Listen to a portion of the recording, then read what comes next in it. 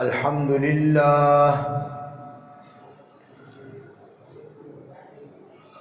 لله رب العالمين،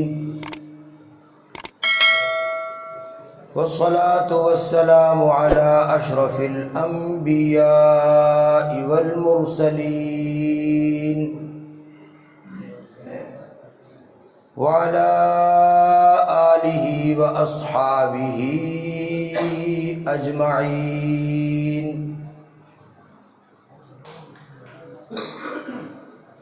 أما بعد فأعوذ بالله من الشيطان الرجيم. بسم الله الرحمن الرحيم. يا أيها الذين آمنوا توبوا إلى الله توبة نصوحا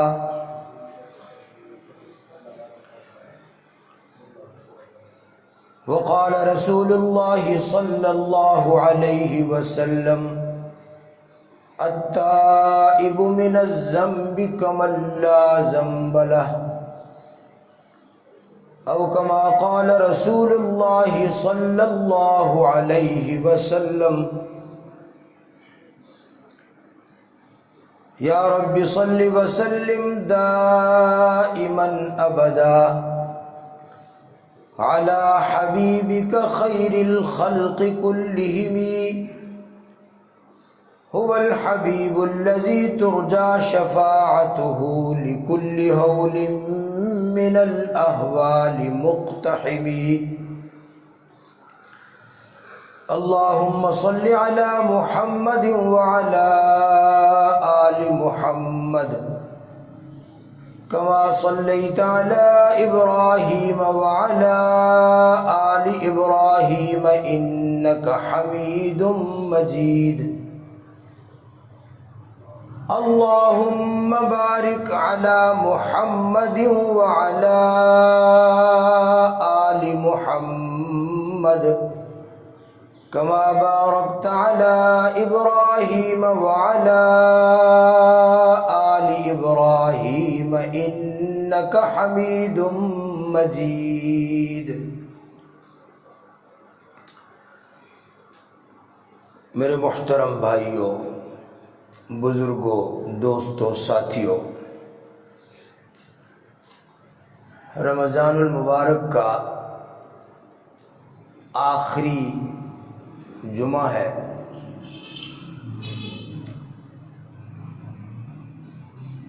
ہمارے آج کے بیان کا عنوان ہے توبہ اور استغفار. توبہ کا مطلب ہوتا ہے پلٹنا، لوٹنا، واپس مڑ کر آنا.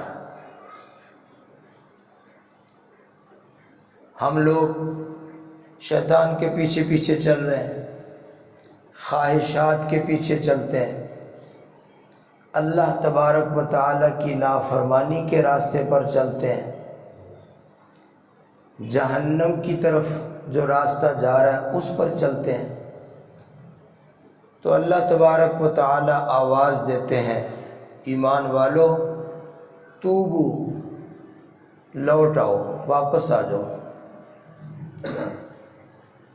اپنا رخ سیدھا کرو. جس طرف جا رہے ہو یہ راستہ تمہارے خسارے اور نقصان کا ہے، تو تم یہاں سے مڑ کے واپس آ جاؤ، پلٹ کے آ جاؤ، میری طرف آ جاؤ. تو توبہ کا معنی ہوتا ہے لوٹنا، پلٹنا، واپس آنا. اور استغفار کا معنی ہوتا ہے اللہ جل جلالہ سے معافی مانگنا. استغفار کرنا یعنی معافی مانگ، یا اللہ تو ہمیں معاف فرما دے، اس کو کہتے ہیں استغفار. استغفر اللہ، اس کا کیا معنی ہوتا ہے؟ یا اللہ میں تجھ سے معافی مانگتا ہوں. اور اتوب الیہ، اس کا کیا معنی ہوتا ہے؟ اے اللہ میں تیری طرف لوٹ کے آ رہا ہوں، میں پلٹ آیا ہوں، وہ راستہ چھوڑ کر اب میں تیری طرف لوٹ آیا ہوں۔ تو توبہ اور استغفار یہ بہت ضروری ہے، اس لیے کہ یاد رکھیں جب تک کوئی شخص ایمان والا، کوئی بھی شخص قیامت کے دن اپنے تمام گناہوں سے پاک اور صاف نہیں نہ ہوگا، سارے گناہوں سے بالکل پاک، صاف، دھلا ہوا، کہ اس کے کھاتے میں کوئی بھی چھوٹا بڑا گناہ نہ ہو، جب تک اس طرح خالصتاً پاک اور صاف نہیں ہو جائے گا، اس وقت تک وہ جنت میں داخل نہیں ہو سکتا۔ جنت میں ایک گناہ لے کر بھی کوئی جا نہیں سکتا، چاہے صغیرہ ہے چاہے کبیرہ ہے، کیونکہ یہ ناپاکی ہے، گناہ نجاست ہے، گناہ ناپاکی ہے۔ ناپاکی اور نجاست سے جب تک صاف نہیں ہو جائے گا 100% جنت میں نہیں جا سکتا۔ اللہ جل جلالہ جب تک اپنے بندے کو پاک نہیں کر لیں گے جنت میں نہیں بھیجیں گے۔ جب اعمال کا وزن ہوگا نا، نیکی اور گناہ تولے جائیں گے، تو اگر کسی کی نیکیاں زیادہ ہو گئیں، اللہ کرے ہو جائے ہماری، اور گناہ کم ہو گئے، تو اب اللہ تبارک و تعالی حکم دیں گے کہ میرے بندے کے گناہ کم ہیں، نیکیاں زیادہ ہیں، لہذا یہ سارے کے سارے گناہوں کو میں ختم کر دیتا ہوں، معاف کر دیتا ہوں۔ اس طرح اللہ اپنے بندوں کے سارے گناہوں کو معاف کر کے وہ پاک اور صاف کر کے پھر جنت میں داخل کریں گے۔ یہ نہیں کہ یہ گناہ بھی ساتھ ہے نیکی بھی ساتھ ہے، چلو لے جاؤ جنت میں، ایسے نہیں ہوگا۔ اور اگر گناہ زیادہ ہو گئے تو پھر اللہ تبارک و تعالی اپنے اس مومن بندے کو گناہ سے پاک کریں گے تو جنت میں جائے گا، ورنہ نہیں جائے گا۔ اور اس کی طہارت اور پاکی کیسے ہوگی؟ یا تو اللہ تبارک و تعالی اس کے حق میں کسی سفارشی کی سفارش قبول فرما لیں گے، کیونکہ آپ سنتے رہتے ہیں قرآن پاک بھی سفارشی ہے، رمضان کا روزہ بھی سفارشی ہے، خاندان میں کوئی حافظ قرآن ہے تو شاید اس کی سفارش مل جائے، کسی اور نیک، کسی اور صالح کی سفارش مل جائے، یا پیغمبر پاک صلی اللہ علیہ وآلہ وسلم جو اپنی امت کے لیے شفیع المذنبین ہیں، گناہ گاروں کے سفارشی ہیں، شاید آپ کی سفارش مل جائے۔ اگر خدا نہ خواستہ کوئی سفارش کا بندوبست نہ ہوا تو اللہ فرمائیں گے اس کو جہنم میں پھینکو۔ جہنم کے اندر وہ اتنا جلے گا، اتنی دیر جہنم کے عذاب میں رہے گا کہ اس کے گناہ پاک ہو جائیں، جل جائیں، دھل جائیں۔ جب پاک صاف ہوگا سارے گناہوں سے، آگ اس کے گناہوں کو جلا دے گی، اب وہ پاک اور صاف ہوا، پھر اس کو جہنم سے نکال کر جنت میں داخل ہونا ہے۔ ایمان والے گناہ گاروں کی طہارت اور پاکی ہوگی تو جنت میں جائیں گے، ورنہ نہیں جائیں گے۔ وہ پاکی اور طہارت اس کے پھر میں نے عرض کیا کہ کئی شعبے ہیں۔ ایک گناہ بھی اگر نجاست، ایک گناہ کی نجاست بھی اگر پاس ہے تو جب تک وہ پاک نہیں کر لیا جائے گا جنت میں نہیں جا سکتا۔ اس سے آپ اندازہ فرما لیں کہ اپنے گناہوں کو بخشوانا اور اپنے آپ کو گناہوں سے پاک کرنا کتنا ضروری اور لازمی ہے، اس کے بغیر گزارا نہیں۔ اگر کوئی شخص توبہ اور استغفار کر کے اس دنیا کی زندگی میں مرنے سے پہلے معافی مانگے، توبہ کرے، استغفار کرے، اللہ کے آگے گڑ گڑائے اور توبہ کر کے اپنے گناہوں کو معاف کروا لے تو پاک ہو گیا، ادھر ہی پاک ہو گیا۔ ورنہ پھر آگے یا موت کی سختی اور شدت یہ اس پر ڈال کر اس کو گناہوں سے پاک کیا جائے، یا قبر کے عذاب اور قبر کی پکڑ میں اس کو مبتلا کر کے اس کو گناہوں سے پاک کیا جائے، یا حشر کے اندر اس کو حساب کی شدت سے گزارا جائے گا، یا پل صراط کی شدت سے گزرے گا، یا کوئی سفارشی نہ ملا تو نعوذ باللہ جہنم کے عذاب سے گزرے گا۔ یہ تمام مرحلے ہیں۔ بہرحال پاک ہوگا تو جنت میں جائے گا، پاک جب تک نہیں ہوگا جنت میں نہیں جائے گا۔ اب سب سے آسان طریقہ پاک ہونے کا کیا ہے؟ پاک تو ہوگا تو جائے گا جنت۔ کلمہ الحمدللہ ہے، ایمان ہے، جنت میں ضرور جانا ہے۔ کلمے والے نے جنت میں ضرور جانا ہے۔ اب دو ہی طریقے ہیں، اگر پاک اور صاف ہو گیا تو حساب سے پہلے اگر پاک ہو چکا ہے تو حساب ہوگا، چلو جی جاؤ جنت میں، اور اگر حساب سے پہلے پاک نہیں ہوا تو پھر عذاب کے ذریعے سے پاک کر کے جب پاک ہوگا تو جنت میں داخل ہوگا۔ کلمے والے نے جنت میں جانا ضرور ہے، لیکن بہت سے پہلے ہی سیدھے جنت میں داخل ہو جائیں گے، اور بہت سے ان مراحل سے گزر کر پاک ہو کر پھر جنت میں جائیں گے۔ اب ہم سوچ لیتے ہیں کہ ہم اپنے آپ کو گناہوں سے پاک کرنا چاہتے ہیں تو ہمارے لیے کون سا مرحلہ مناسب ہے؟ سوچ لے ذرا، کیا یہ ٹھیک ہے کہ ہم کہتے ہیں یا اللہ ٹھیک ہے، کلمہ اور ایمان تو ہمارے پاس ہے، ہمیں حساب کر کے جہنم میں ڈال دے اللہ، جب ہمارے گناہ جل جائیں، عذاب پورا ہو جائے، ہم پاک ہو جائیں، پھر ہمیں نکال کر جنت میں داخل کر دیا جائے، یہ مرحلہ آسان ہے، یہ کر لیں؟ بولو یہ ٹھیک ہے؟ یہ تو بات درست نہیں ہے۔ کوشش یہ کرنی ہے کہ میں اللہ کے سامنے جب حساب کے لیے آنا ہے تو اس سے پہلے کیا ہو جاؤں؟ پاک ہو جاؤں۔ اب اس سے پہلے پاک ہونے کا کیا طریقہ ہے؟ مثلا ایک طریقہ یہ ہے کہ قبر کے عذاب میں مبتلا ہو جاؤں، کہ اپنے گناہ لے کر قبر میں چلا جاؤں اور قبر کے عذاب میں مبتلا ہو جاؤں، قبر مجھے جلاتی رہے، عذاب ہوتا رہے، حتیٰ کہ وہ قبر کا عذاب اتنا ہو جائے کہ میرے سارے گناہوں کا کفارہ ہو چکا ہو، جب میں حشر میں اٹھوں تو اللہ کہے گا ٹھیک ہے، قبر کے عذاب کی وجہ سے گناہ دھل گئے ہیں، اب اس کو جنت میں داخل کر دو۔ یہ مرحلہ آسان ہے بھائی؟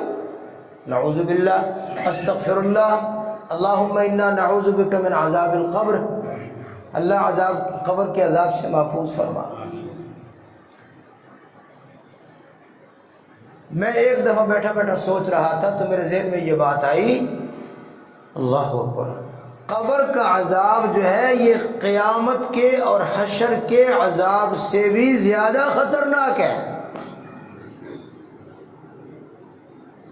میں اس کی مثال دیتا ہوں۔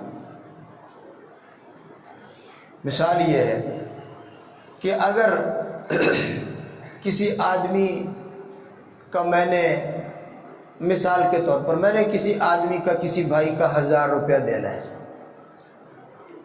اب وہ خود آئے میرے پاس کہ جی آپ نے میرا 1000 روپیہ دینا ہے، دے دو، قرض کا مطالبہ کرنے وہ آدمی بذاتے خود آ جائے، تو ہو سکتا ہے میں اس کے ساتھ کچھ ڈیل کر لوں، کچھ کمپرومائز کر لوں کہ یار کل دے دوں گا، وہ کہے گا ٹھیک ہے، یار ایسے کر 800 لے لے، 200 مجھے معاف کر دے، وہ کہے گا چلو یار 800 دے دو، آپ کو میں 200 چھوڑ دیتا ہوں، یا آدھے دے دوں میں آپ کو آدھے لے لے یار باقی نہیں، تو وہ کہے چل یار آدھے دے دے، 500 دے دے، باقی میں تجھے کیا کر دیتا ہوں، چھوڑ دے۔ ہو سکتا ہے کہ نہیں ہو سکتا؟ بولو ہو سکتا ہے کہ جس کے ساتھ میرا معاملہ ہے وہی میرے پاس ہو، یا میں اس کے پاس چلا جاؤں اور اس کے ساتھ اپنا معاملہ اس طرح کر سکتا ہوں کہ نہیں کر سکتا ہوں؟ لیکن اگر اس آدمی نے اپنا ملازم بھیج دیا میرے پاس کہ وہ کہے جاؤ بھائی وہ مولوی صاحب نے میرا 1000 روپیہ دینا ہے تو جا کے اس سے 1000 روپیہ لے کر آؤ، سمجھ رہے ہیں بات کو؟ توجہ ہے نا؟ تو میں اس کو کہہ سکتا ہوں کہ یار 800 لے لے، 200 چھوڑ دے، ہاں؟ وہ چھوڑ سکتا ہے؟ اس کے ساتھ میری کوئی ڈیل ہو، وہ کہے گا بھائی مالک کا حکم ہے، میں نے پورا لے کر جانا ہے، میں آپ کو میں تو پابند ہوں، میں نہیں آپ کو چھوڑ سکتا۔ تو میں جو بات کہنے لگا ہوں نا ذرا توجہ سے سن لینا۔ حشر کے دن سامنا ہوگا اللہ کا، کس کا سامنا ہوگا؟ اللہ کا۔ اور ہو سکتا ہے کہ میں کہوں یا اللہ رحمان رحیم ہے تو، تیرے دربار میں گناہگار آیا ہوں، تو ہو سکتا ہے کہ اللہ کے ساتھ میری کوئی ڈیل ہو جائے، اللہ کہے چلو میں تیرے گناہ معاف کر دیتا ہوں۔ لیکن جو قبر میں فرشتے آتے ہیں عذاب اور حساب والے، ان کو کہہ سکتا ہوں کہ کوئی نرمی کر دے؟ وہ تو کہے گا ہم اللہ کے پابند ہیں بھائی، وہ فرشتہ رحمان رحیم ہے؟ فرشتہ نہ رحمان ہے نہ رحیم ہے۔ فرشتہ تو کیا ہے کہ اللہ قرآن مبین میں فرماتے ہیں غلاظ شداد، بڑے سخت ہے، بہت سخت، غلاظ شداد لا یعصون اللہ ما امرہم، اللہ نے جو ان کو امر دیا ہوگا کہ یہ سزا ہے اور یہ کاروائی کرنی ہے، وہ تو اس سے ذرا بھی کمی نہیں کریں گے۔ تو اس لیے میں سوچتا ہوں کہ قبر کا مرحلہ جو ہے نا، یہ تو حشر اور حساب کے مرحلے سے بھی زیادہ سخت ہے۔ یہاں تو واسطہ پڑے گا فرشتوں سے، اور فرشتے اللہ کے حکم کے خود غلام ہیں، خود پابند ہیں، وہ کسی قسم کی نرمی نہیں کریں گے۔ اور جب حشر میں اللہ کے سامنے ہوگا تو اللہ تعالیٰ سے تو امید ہے کہ اللہ کیا کر دیں گے؟ رحمان ہے نا، اللہ رحیم ہے نا، تو وہاں تو کوئی نہ کوئی کمپرومائز، کوئی ڈیل ڈول ہو سکتی ہے، فرشتوں سے ہو سکتی ہے۔ تو اس لیے مگر سب سے زیادہ خطرناک جو مرحلہ ہے نا، اللہ اکبر، وہ قبر کا مرحلہ ہے۔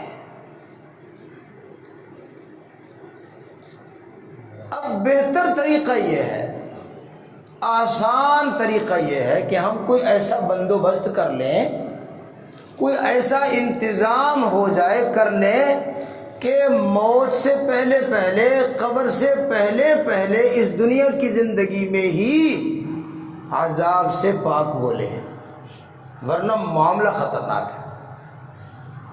اور وہ عذاب سے پاک ہونے کا ایک طریقہ، واحد طریقہ ہے توبہ اور استغفار، معافی مانگ لو اللہ سے، اللہ کہتا ہے ٹھیک ہے معاف کر دو۔ اللہ فرماتے ہیں جو توبہ کرتا ہے نا میں اسی وقت معاف کرتا ہوں، لیکن وَلَيْسَتِ التَّوْبَةُ لِلَّذِينَ يَعْمَلُونَ السَّيِّئَاتِ حَتَّى إِذَا حَضَرَ أَحَدَهُمُ الْمَوْتُ حَتَّى إِذَا حَضَرَ أَحَدَهُمُ الْمَوْتُ قَالَ إِنِّي تُبْتُ الْآنَ، حتیٰ کہ جب موت آ گئی پھر کہے میں توبہ کرتا ہوں۔ اللہ فرماتے ہیں وَلَيْسَتِ التَّوْبَةُ، ایسے آدمی کی توبہ قبول انما التوبة على الله للذين يعملون السيئات، توبہ تو ان لوگوں کی ہے ثم يتوبون من قریب، کہ گناہ ہو جائے مرنے سے پہلے پہلے توبہ کر لے، یتوبون من قریب، جلدی توبہ کر لے، موت آنے سے پہلے پہلے توبہ کر لے، اللہ فرماتے اس کی توبہ قبول ہے۔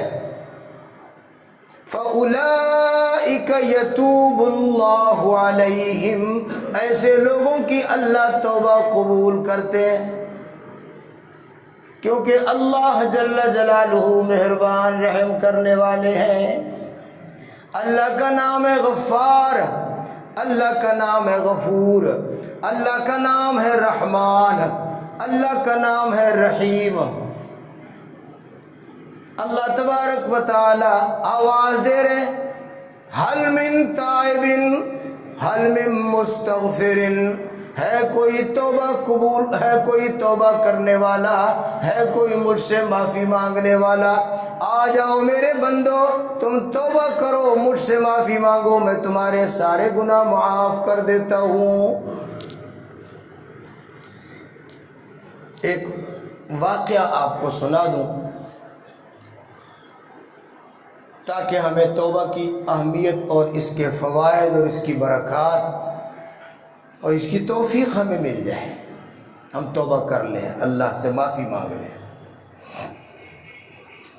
واقعہ یہ ہے کہ جب اللہ تبارک و تعالی نے حضرت آدم علیہ السلام کو پیدا کیا،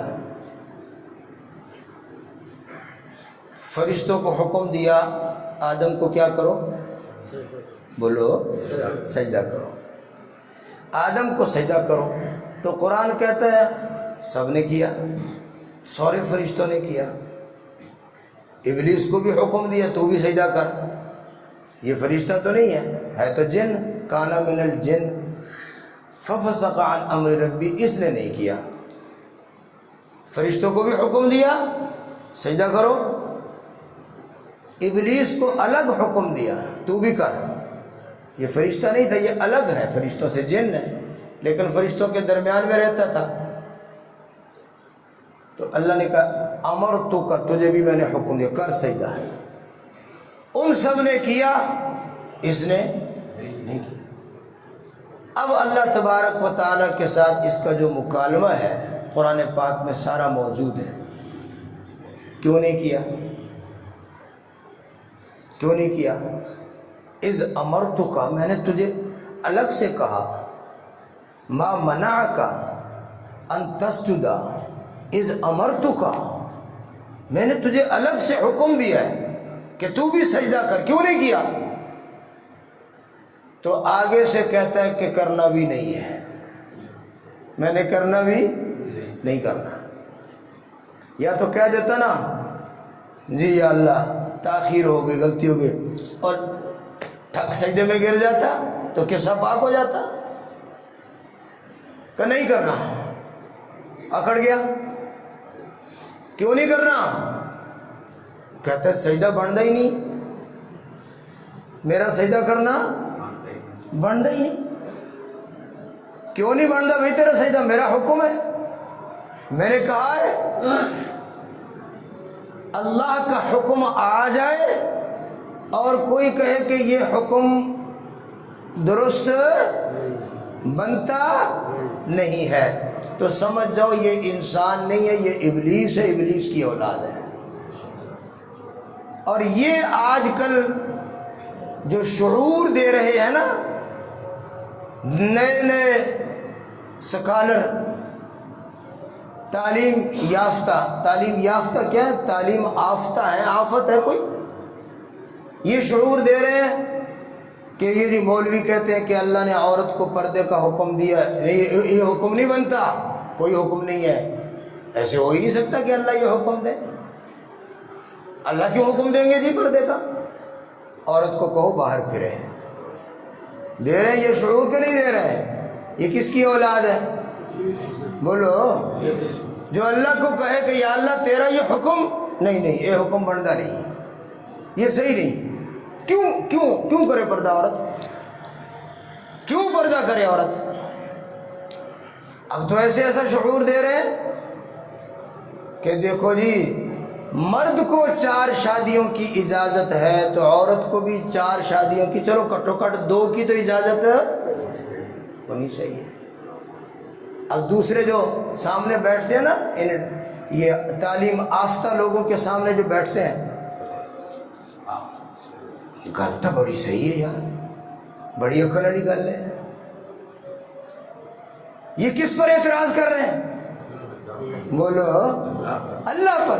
اللہ نے مرد کو 4 کی کیوں اجازت دی ہے اور عورت کو 1 کا پابند کر کے کیوں رکھا ہے؟ یہ کس کی اولاد ہے؟ سارے بولو، یہ ابلیس کی اولاد ہے۔ پھر آگے چلو جی، ایک اور شعور دے رہے ہیں، مرد کو طلاق کا حق ہے، عورت کو بھی ہونا چاہیے۔ مرد جب چاہے رشتہ نکاح کو ختم کر سکتا ہے اور وہ کر دیتا ہے، عورت کو بھی ہونا چاہیے حق کہ وہ جب چاہے وہ بھی نکاح کے رشتے کو کیا کر دے؟ ختم کر دے۔ عجیب بات ہے، کوئی کہتا نہیں اچھا مرد اگر طلاق نہیں دیتا تو قاضی تو دے سکتا ہے نا، جج تو دے سکتا ہے نا، جا کے ادھر دعویٰ کرتے ہیں خلا کا اور 2-4 چکر کرا کرو کے قاضی ڈگری جاری کر دیتا ہے۔ او بدبخت قاضی، تو اپنی بیوی کو طلاق دے سکتا ہے، کسی اور کی بیوی کو نہیں دے سکتا۔ یہ کس کا حکم ہے؟ اللہ کا۔ اور یہ جو شعور دینے والے لوگ ہیں، یہ کس کی اولاد ہیں؟ ہاں، قال ما منعك الا تسجد اذ امرتك، میں نے تجھے حکم دیا، تو نے سجدہ کیوں نہیں کیا؟ وہ کہتے سجدہ کرنا بھی نہیں، یا اللہ میں نے نہیں کرنا۔ اللہ فرماتے کیوں نہیں کرنا؟ کہنا جی میرے اوپر سجدہ بنتا ہی نہیں، میرے اوپر سجدہ بنتا ہی نہیں، بلکہ کیا بنتا ہے؟ کہتے گل بن دی اس طرح کہ اینو آکھو مینو سجدہ کرے، اس کو کہو مجھے سجدہ کرے۔ کیوں؟ میں اس سے اعلیٰ، خلقتنی من نار وخلقتہ من طین، یہ مٹی سے پیدا ہوا، میں آگ سے پیدا ہوا۔ آگ بلندی کو چاہتی ہے، اوپر کو جاتی ہے، مٹی تو اوپر بھی ڈال دو تو نیچے آتی ہے۔ یہ مجھ سے پست ہے، یہ مجھ سے حقیر ہے، یہ مجھ سے چھوٹا ہے، میں اس کو سجدہ نہیں کر سکتا، اس کو کہو مجھے سجدہ کرے۔ سمجھ آ گئی بات؟ اب اللہ تبارک و تعالی نے فرمایا کہ یہاں یہ قصہ ہے ہی نہیں کہ پیدائش کس کی کہاں سے ہے، یہ قصہ ہے نہیں۔ قصہ تو یہ ہے کہ علم و شعور کے لحاظ سے، اللہ کی معرفت کے لحاظ سے، اللہ کے احکامات کی پہچان کے لحاظ سے انسان سب سے کیا ہے؟ اعلیٰ۔ قصہ تو یہ ہے، تو نہیں سمجھتا، چل نکل میرے دربار سے، اللہ نے نکال دیا۔ اب میں جو آپ کو قصہ سنانا چاہتا ہوں نا 4-5 منٹ میں، وہ یہ کہ اس وقت شیطان نے جب دیکھا کبھی میرا تو پتہ ہو گیا صاف، میں تو اللہ کی رحمت سے ہو گیا ہمیشہ کے لیے محروم، اب میں ایسی کوشش کروں کہ میں اس کو بھی جس کی وجہ سے میں اللہ کے دربار سے نکالا جا رہا ہوں، میں اس کو اور اس کی اولاد کو بھی میں جنت کے قابل نہ چھوڑوں، ان کو بھی تباہ کروں، ان کو بھی گمراہ کروں، ان کو بھی جہنم میں ساتھ لے کے جاؤں۔ تو کہتے ہیں ہم تو ڈوبے ہیں صنم، تم کو بھی لے ڈوبیں گے، ہم تو ڈوبے ہیں صنم، تم کو بھی لے ڈوبیں گے۔ اب چھوڑنا نہیں، میں نے اس کو بھی لَأَحْتَنِكَنَّ ذُرِّيَّتَهُ، میں سب کو سمیٹ کر لے جاؤں گا جہنم کے اندر۔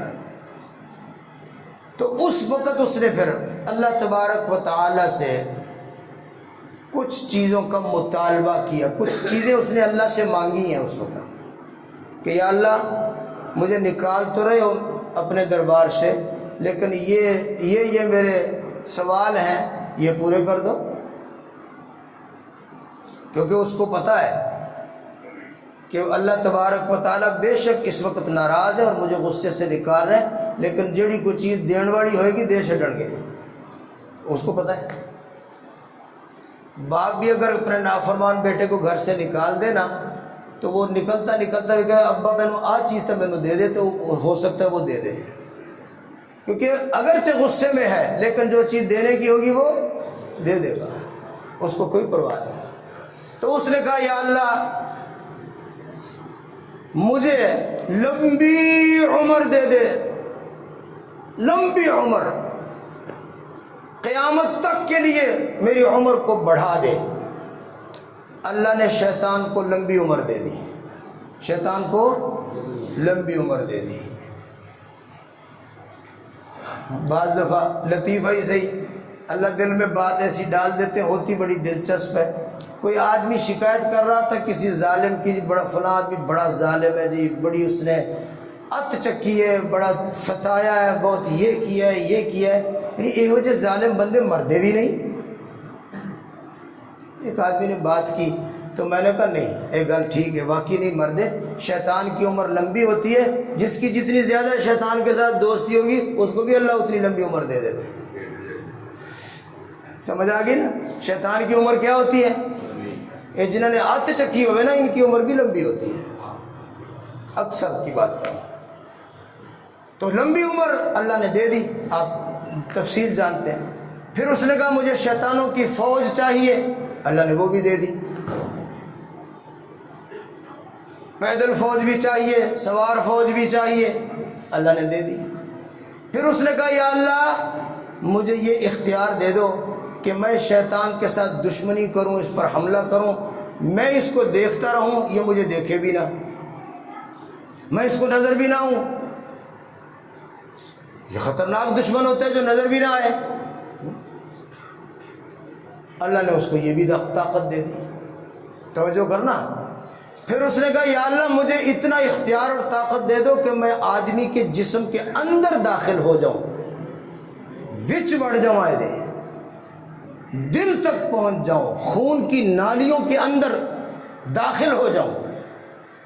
ان الشیطان یجری فی الانسان مجری الدم، جہاں خون نالیوں میں دوڑتا ہے نا، اس کے ساتھ شیطان داخل ہو کر خون کی نالیوں میں دوڑتا ہے، دل میں پہنچ جاتا ہے، میں اس کے اندر داخل ہو جاؤں۔ اللہ نے اس کی بھی اختیار دے دیا۔ یا اللہ میں دور بیٹھ کے اس پر حملہ کر سکوں، اللہ نے اس کی بھی اختیار دے دیا۔ کئی چیزیں اس نے مانگی، اللہ دیتے گئے۔ یا اللہ میں اس کو مال کے ذریعے سے گمراہ کروں گا، اس کے مال پر مجھے اختیار دے دے، اللہ نے دے دیا۔ یا اللہ میں اس کی اولاد کے ذریعے سے اس کو گمراہ کروں گا، اللہ نے وہ بھی اس کو دے دیا۔ یا اللہ مجھے کوئی ایسا اعلان، کوئی آواز ایسی دے دو کہ جب میں وہ آواز نکالوں تو سب لوگ لپک کے میری طرف آ جائیں۔ اللہ نے اس کو یہ بھی دے دی، یہ گانا بجانا، موسیقی، آلات طرب، یہ دبڑک دبڑک قسم کی ساری چیزیں، یہ شیطان کی آواز ہے، اس کی آذان ہے، اللہ نے یہ بھی دے دیا۔ اس کے ذریعے سے بلاتا ہے وہ اپنی طرف۔ اس نے بہت ساری چیزیں مانگی، میں اس وقت چونکہ وقت کم ہے میں تفصیل میں نہیں جا رہا۔ آخر میں اس نے کہا یا اللہ کوئی ایک جال دے دو مجھے، ایسا جال پھینکوں تو سارے شکار اس کے اندر پھنس جائیں۔ تو حدیث پاک میں النساء حبائل الشیطان، یہ عورتیں جو ہے نا یہ شیطان کا جال ہے، یہ جال پھینکتا ہے ایسے، اس جال میں پھنستے ہیں پھر سارے۔ تو یہ اس نے یہ چیزیں مانگی نا، تو مولانا روم لکھتا ہے کہ جب آخر میں اس کو کہا نا اللہ نے کہ یہ عورتیں تیرا جال ہے، تو باقی تو چیزیں مانگتا رہا اور خوش ہوتا رہا، لیکن جب یہ اس کو آخری چیز ملی نا تو اس نے پھر خوشی میں رقص کیا ہے، ناچنے لگا۔ واہ بھائی واہ۔ اب اس نے نعرے لگائے لَأَحْتَنِكَنَّ ذُرِّيَّتَهُ إِلَّا قَلِيلًا وَلَأُضِلَّنَّهُمْ وَلَأُمَنِّيَنَّهُمْ وَلَآمُرَنَّهُمْ فَلَيُبَتِّكُنَّ آذَانَ الْأَنْعَامِ وَلَآمُرَنَّهُمْ فَلَيُغَيِّرُنَّ خَلْقَ اللَّهِ۔ یہ نعرے لگائے کہ لَأُزَيِّنَنَّ، میں ان کے لیے دنیا کو مزین کر دوں گا، میں ان کے لیے شہوتوں کو مزین کر دوں گا، میں ان کے لیے تیری نافرمانی کے راستے کو خوبصورت بنا دوں گا، میں ان کو ورغلاؤں گا، میں بہکاؤں گا، میں ان کی اولاد کو بھی ان کو مال کے ذریعے سے بھی، میرے پاس فوجیں بھی ہیں، میرے پاس اختیار بھی ہے، میں ان کے دل پر حملے کروں گا، میں وسوسے ڈالوں گا، میں شرک کرواؤں گا، میں بت پرستی کرواؤں گا، ماں باپ کی نافرمانی کرواؤں گا، میں تیری عبادت اور طاعت سے ان کو ہٹاؤں گا، سب کو جہنم میں لے کے جاؤں گا، سب کو جہنم میں لے کے جاؤں گا، الا عبادک منہم المخلصین، کھورے کوئی بندے میرے کو بچ جان، کھورے کوئی بچ جائے، ورنہ سب کو جہنم میں لے کے جاؤں گا۔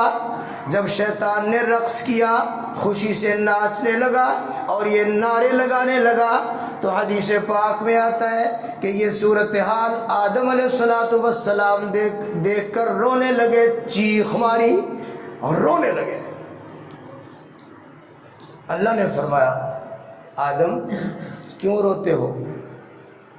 دیکھو تو آپ کے دشمن کو میں نے ذلیل کر کے نکال نہیں دیا، اس نے آپ کو سجدہ نہیں کیا، آپ کے دشمن کو میں ذلیل کر کے نکال رہا ہوں اور آپ کو جنت میں داخل کر رہا ہوں، جنت میں آپ کا مکان ہے، اسکن انت وزوجک الجنہ، روتے کیوں ہو؟ آپ کے دشمن کو میں نے کیسا ذلیل کر دیا ہے؟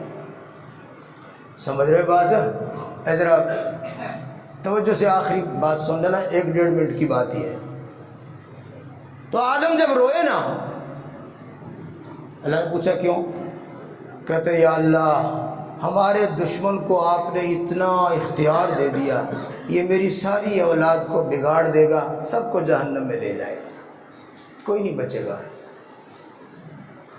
ایک کدہ پتر ہی بگڑ جاوے تو آدمی کا غم جو ہے وہ ختم نہیں ہوتا، ساری بگڑ گئے، ساری اولاد کو لے جائے جہنم میں تو میرا کیا بنے گا؟ تو اللہ نے فرمایا آدم ہم نے آپ کے سامنے شیطان کو اتنی چیزیں دے دی، وہ مانگتا گیا میں دیتا گیا، وہ مانگتا گیا میں دیتا گیا، اس نے یہ مانگا یہ مانگا یہ مانگا، فوجیں مانگ لی، میں نے سب کچھ دے دیا، وہ مانگتا رہا میں دیتا رہا۔ آدم آپ نے مانگا نہیں، لیکن ایک چیز آپ کو ایسی بھی دے دیتا ہوں، اگر وہ لے لو مجھ سے تو شیطان کی 100 سال کی محنت بھی ایک لمحے میں ختم ہو جائے گی۔ وہ تو مانگتا رہا نا، آپ نے مانگا نہیں، بن مانگے دینے لگا ہوں، بغیر مانگے آپ نے مانگا۔ اگر ایسی چیز دے دیتا ہوں کہ شیطان کسی کو ورغلائے، بہکائے، شرک کروائے، بت پرستی کروائے، گناہ کروائے، نافرمانی کروائے 100 سال 200 سال 1000 سال تک بھی کسی سے گناہ کرواتا رہے، ایک چٹکی کی بات ہے، ایک لمحے کی بات ہے، ایک سیکنڈ کی بات ہے، اس کی ساری محنت پر پانی پھیر دوں گا۔ وہ کیا ہے کہ میرا بندہ جو ہے مرنے سے پہلے اتنا وقت نکال لے کہ موت آنے سے پہلے ایک دفعہ سچے دل سے کہے استغفر اللہ، کہو استغفر اللہ، یا اللہ میرے گناہ معاف فرما دے، یا اللہ میرے گناہ معاف فرما دے، یا اللہ میری توبہ قبول فرما لے، یا اللہ میرے گناہ معاف فرما دے۔ ایک دفعہ میرا بندہ ندامت اور شرمندگی سے میرے دروازے پر آ جائے اور بڑی شرمندگی اور ندامت کے ساتھ کہے یا اللہ میں نے تجھے بہت ناراض کیا، میں نے تیری بڑی نافرمانیاں کی، سینکڑوں برس گزر گئے، تو دیکھتا رہا، میں تیری نافرمانیاں کرتا رہا، یہ تیرا رحم اور کرم ہے کہ تو نے گناہ کے دوران مجھے نہیں پکڑا، تو پکڑ سکتا تھا اسی وقت میری گردن مروڑ سکتا تھا، تو نے مجھے مہلت دے دی، میرے بندے کرتا رہے جو کرنا ہے، لیکن مجھے اب تیری رحمت کا خیال آ گیا، میں تجھ سے معافی مانگتا ہوں، یا اللہ میرے گناہ معاف فرما دے۔ استغفر اللہ، کہو استغفر اللہ، یا اللہ میرے گناہ معاف فرما دے۔ بھائی اتنا میرا بندہ کہے گا، میں شیطان کی 100 سال کی محنت پہ پانی پھیر دوں گا، اپنے بندے کو گناہوں سے پاک اور صاف کر کے اس کو جنت میں داخل کر دوں گا۔ جب اللہ نے یہ فرمایا، حدیث پاک میں شیطان اپنے سر میں مٹی ڈال کر ماتم کر کے وہاں سے نکل گیا، اور جناب آدم علیہ السلام استغفار کی نعمت کو پا کر خوش ہو گئے۔ کیا ہو گئے؟ خوش ہو گئے۔ واہ بھائی واہ، اتنی بڑی چیز مل گئی کہ شیطان کروڑوں گناہ بھی کروا لے، ایک دفعہ کہنا ہے استغفر اللہ تو پچھلے سارے کے سارے گناہ معاف ہو گئے، شیطان رسوا ہو گیا، شیطان ذلیل ہو گیا، سارے گناہ معاف ہو گئے اور بندہ پاک ہو گیا، جنت میں داخل ہو گیا۔ آدم ہنسنے لگے، مسکرانے لگے کہ بڑی نعمت مل گئی، استغفار کرو گناہ معاف، استغفار کرو گناہ معاف، پھر کرو پھر معاف، پھر کرو گناہ کرو، استغفار کرو گناہ کرو، استغفار کرو۔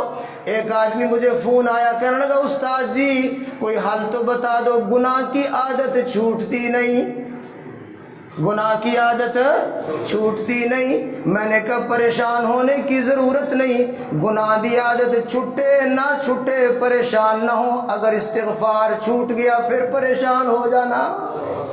گناہ نہ چھٹے کوئی گل، استغفار نہ چھوٹے۔ شیطان کہتا ہے یہ استغفار چھوڑ دے، گناہ کر جتنے تو کر سکتا ہے لیکن استغفار ساتھ ساتھ کرتا ہے، اللہ سے معافی مانگتا ہے تو پھر کوئی خطرہ نہیں۔ اللہ تو کہتے 70 دفعہ توبہ توڑ کے آ جاؤ میں معاف کر دیتا ہوں، میں معاف کر دیتا ہوں۔ یہ نعمت اللہ نے کس کو دی؟ آدم، آدم کی اولاد کو۔ آخری بات آدھے منٹ کی بتا دو، اللہ اکبر، یہ انعام آدم کو، آدم کی اولاد کو کہ استغفار کرنے والے کے سارے گناہ حذف، ختم، ملیا میٹ، معاف کر دوں گا۔ لیکن ایک وعدہ کیا اللہ نے محمد عربی سے، آخری نبی سے، اپنے لاڈلے رسول سے، اپنے آخری پیغمبر سے، رسولوں کے امام سے اللہ نے وعدہ کیا، میرے محبوب آپ کی امت کے ساتھ وعدہ ہے، آپ کی امت کا کوئی گناہ گار توبہ کرے، استغفار کرے، اس کے گناہ معاف نہیں، اس کے گناہوں کو نیکیوں میں بدل دوں گا، اس کے گناہوں کو نیکیوں میں بدل دوں گا۔ وہ پچھلے لوگوں کے گناہ استغفار سے معاف ہوتے تھے، اس امت کے گناہ استغفار اور توبہ سے نیکیاں بنتے ہیں۔ یبدل اللہ سیئاتہم حسنات، یبدل اللہ سیئاتہم حسنات، یبدل اللہ، اللہ بدل دیتا ہے گناہ کو، اللہ نیکیاں بنا دے گا۔ استغفار اور توبہ یہ آج کا پیغام ہے، بہت یہ قیمتی لمحات ہیں، آخری دن رات ہیں، اس میں خوب توبہ، استغفار، استغفر اللہ استغفر اللہ استغفر اللہ، اس کی تسبیحات، یا اللہ میری توبہ، یا اللہ میری توبہ، یا اللہ میری توبہ، یا اللہ معاف کر دے، مجھے معاف کر دے، میرے بچوں کو معاف کر دے، میرے ماں باپ کو معاف کر دے۔ یہ اس کا جو ہے نا وہ عادت اور یہ قدر کرنے اللہ مجھے آپ کو توفیق دے۔ وآخر دعوانا ان الحمد للہ رب العالمین۔